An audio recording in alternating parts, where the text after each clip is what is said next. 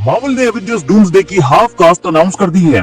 Half इसलिए क्योंकि इस कास्ट में अभी कई सारे एक्टर्स और भी ऐड किए जाने हैं, लाइक टॉम हॉलैंड का Spiderman, captain Marvel, Hulk, doctor strange, जिनका इस मूवी में होना बहुत ज्यादा इम्पोर्टेंट है। और आज हम बात करने वाले हैं एवेंजर्स डूम्सडे के प्लॉट डिटेल्स की, जहां पर Avengers versus X-Men almost confirm हो गया है। ऐसा इसलिए क्योंकि इस अनाउंसमेंट के साथ कई सारे ओजी एक्समैन भी एवेंजर्स डूम्सडे में रिटर्न करने वाले हैं। इसके अलावा मूवी की स्टोरी क्या होने वाली है, हमारा यूनिवर्स क्यों कोलैप्स करेगा, डॉक्टर डूम का क्या रोल होने वाला है, और साथ में अगली कास्टिंग अनाउंसमेंट में हमें क्या देखने को मिलने वाला है।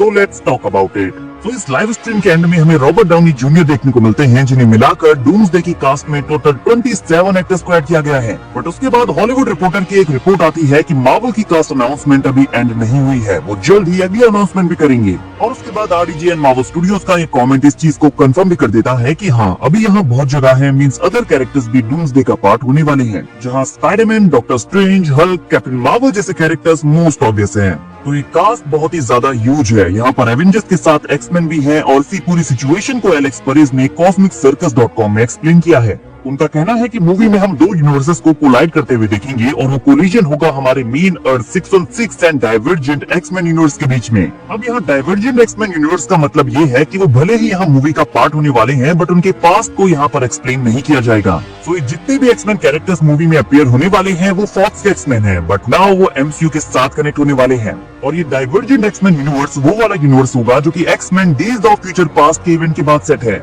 या उस यूनिवर्स का वेरिएंट जहाँ पर ये सेम इवेंट्स हुए होंगे। इसीलिए रेबेका रोमाइन की मिस्टिक यहाँ पर वापस आने वाली है, और उनके according Jean Grey and storm भी इस टीम में वापस आएंगी, और हैली बेरी एंड फार्म की जेनसन इन रोल्स के लिए रिटर्न करेंगी। And Deadpool, Wolverine and gambit भी यहाँ पर इन्वॉल्व होंगे, बट अभी ये क्लियर नहीं है कि वो डेज ऑफ फ्यूचर पास्ट वाले यूनिवर्स से होंगे या फिर अर्थ 10005 से। और X-23, इलेक्ट्रा एंड ब्लेड भी इस मूवी में रिटर्न करेंगे। साथ में निकोलस केज के घोस्ट राइडर के रिटर्न करने के भी काफी हाई चांसेस हैं। एलेक्स के अकॉर्डिंग इन दोनों यूनिवर्सेस के बीच इंकर्जन्स का रीजन मोनिका रैम्बो होगी। द मार्वल्स का पोस्ट क्रेडिट सीन यहाँ पर बहुत ज्यादा इंपॉर्टेंट है, जहाँ पर हम मोनिका रैम्बो को एक डिफरेंट यूनिवर्स में उठते हुए देखते हैं। यहाँ वो हैंक मैकॉय के बीस्ट से मिलती है, और वो मेंशन करता है प्रोफेसर एक्स को। तो ये है वो X-Men universe, days of future past वाला यूनिवर्स, जिसके बारे में एलेक्स बात कर रही हैं। और मोनिका रैम्बो रीजन है जिस वजह से उनकी यूनिवर्स और हमारे यूनिवर्स के बीच इंकर्जन होने वाले हैं। और मल्टीवर्स ऑफ मैडनेस में एक्सप्लेन किया गया था कि अगर आप उस यूनिवर्स में होते हैं जहां आपको नहीं होना चाहिए, तो ये उस यूनिवर्स को ऑफ बैलेंस करने लगता है, और इसीलिए इंकर्जन होते हैं। तो यहाँ मोनिका अभी डिफरेंट यूनिवर्स में है, जो उस यूनिवर्स को पुल करने वाला है जहाँ से वो बिलोंग करती है। रिपोर्ट के अकॉर्डिंग मोनिका यहाँ पर मारिया रैम्बो की बाइनरी के साथ मिलकर इंकर्जन्स को रोकने का ट्राई करेगी, बट जब वो ऐसा करने का ट्राई करेगी तब तक इंकर्जन्स ऑलरेडी स्टार्ट हो चुके होंगे। और जब इंकर्जन स्टार्ट होंगे तो उन्हें पता नहीं होगा कि ये क्या हो रहा है। वो इंकर्जन्स के बारे में नहीं जानते होंगे। उन्हें लगेगा कि उनके वर्ल्ड में कोई दूसरा वर्ल्ड अटैक करने वाला है, और अब उन्हें खुद के वर्ल्ड को बचाने के लिए इस दूसरे वर्ल्ड को डिस्ट्रॉय करना होगा। और कॉमिक्स में ठीक ऐसा ही होता है, जब इंकर्जन होते हैं तो दोनों यूनिवर्सेस एक दूसरे के साथ कोलाइड करते हैं और मर जाते हैं। बट अगर आपको ऐसा होने से रोकना है तो आपको किसी एक यूनिवर्स को डिस्ट्रॉय करना होगा, और यही इवेंट एवेंजर्स डूम्सडे में एवेंजर्स वर्सेस एक्समैन की फाइट की तरफ लीड करेगा।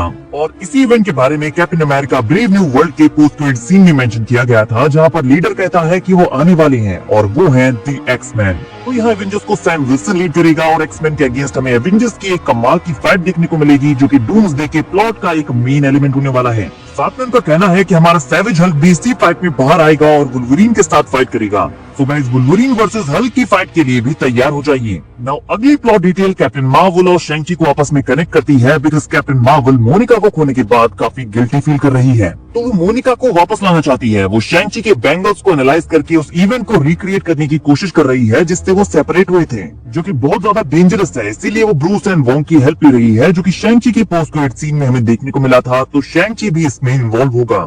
वहीं कमाला खान यंग एवेंजर्स की टीम के फॉर्मेशन के लिए हीरोज को रिक्रूट कर रही है। साथ में वो अपने बैंगल्स की हेल्प से मोनिका रैम्बो को सेफली अपने अर्थ में वापस लाने का ट्राई कर रही है, ताकि इंकर्जन्स को रोका जा सके।